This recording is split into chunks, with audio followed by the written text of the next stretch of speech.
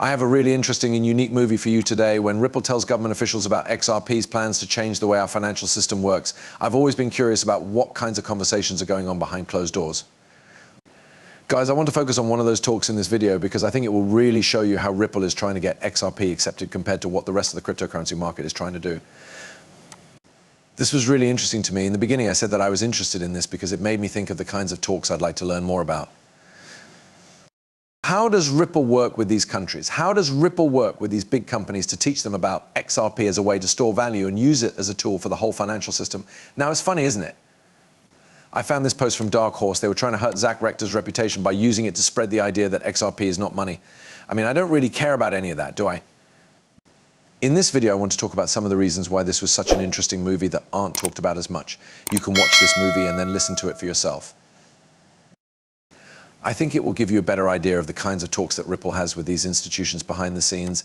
I love it because it's the kind of thing we don't hear about. This is the kind of stuff that makes us feel like Ripple, the business, has moved on.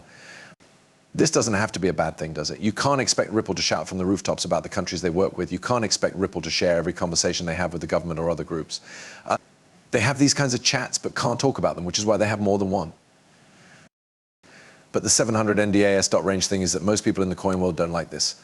According to them, this means, well, if we can't see it, something must not be happening. If meme coins aren't starting on it and there aren't a lot of NFTs and JPEGs around it, it probably doesn't matter. A lot of people in the altcoin market are focused on what they see right now. But this movie should show you that things that aren't in front of people are sometimes much more important and interesting than things that are.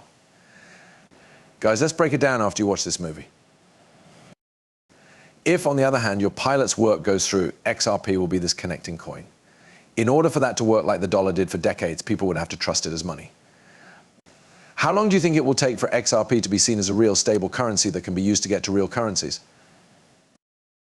In our own minds, we don't see it as a coin. A digital treasure is what we call it. The US dollar, the euro, and the pound are all liquid currencies in our system. And the payments that are made with XRP are still made in those regular money. But in our test, the way a bank would quote that exchange would be through this bridge as an XRP. It's not a currency in that case, but we call it a liquidity tool or an FX tool. It is a tool. Okay, you said it was a good thing. What is it then? As an example, let's say I want to trade my Venezuelan peso for an asset and then change it back into my Chilean peso. Is that an asset or stock? Does it make sense?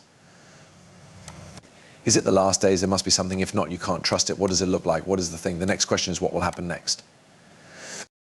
What does it mean? There are a lot of different types of products that will be on the market based on how they are used. Like in the US, our tax office, the IRS, sees them as assets the same way land is. The CFTC says that these can be used in some ways and are made in some ways that look like goods. A group called the Stocks and Exchange Commission says that some ICOs look like stocks. So we're seeing different groups based on how they're put together and used. As a technology for everyone, we expect that discussion to go on. Just one more thing. For us to understand how some officials are telling the difference between the different assets, do you have that difference between the assets written down somewhere? If we could get that, I think it would be very helpful. I would be happy to send you the clues. At least a few governments have worked on this framework. I would be happy to give it to you. That's where it really is. That being said, I thought this tape was very interesting because most of the talk was about what XRP is a digital currency. What is it? What do other governments think about it? Is it something good or useful? Is it kept safe? Is it a way to pay? In an interesting twist, that's exactly the point Dark Horse was making in the piece, right? It's not money, but who cares? So that's how I'd answer all of that, right? It doesn't matter what you call it. I'm aware that each classification has legal consequences, but I hope those will be worked out in due time. No matter what you call them, these things will finally do everything they were meant to do. In this case, it just goes back to the basic idea. What does it matter? The main point of this movie is not to argue about whether or not XRP will be important. It is to argue that it will be important. I think Ryan Zagon, who is a member of Ripple, is teaching the man from an Irish bank government or something similar. However, what is being talked about is not whether it would be helpful or not. They both know that having this item would be very helpful for getting cash quickly. Instant exchanges of money around the world would be very helpful.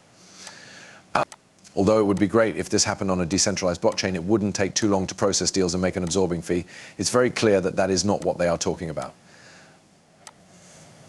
Instead, what concerns them most is how to carry this out in a decent way. Hey, how can we do this in a way that makes sense based on what other countries are calling it? How can we be sure that we're giving this the right label?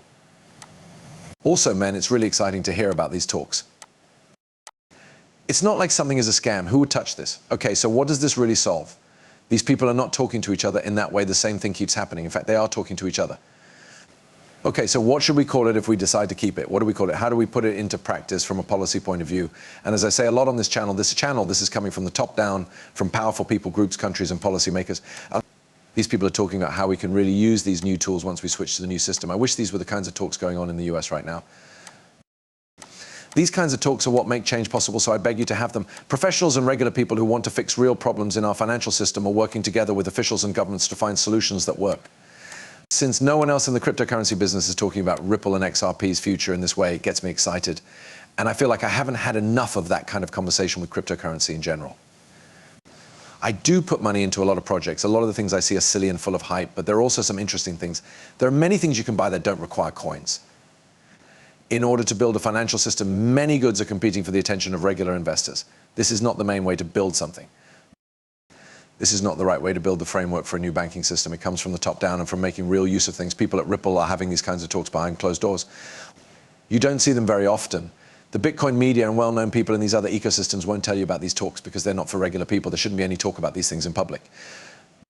These are for the people in the background who run the system and the money and make sure that their strategy is right. So these things are put into action in the right way. There are procedures being put in place at the highest level that work with governments and other big institutions.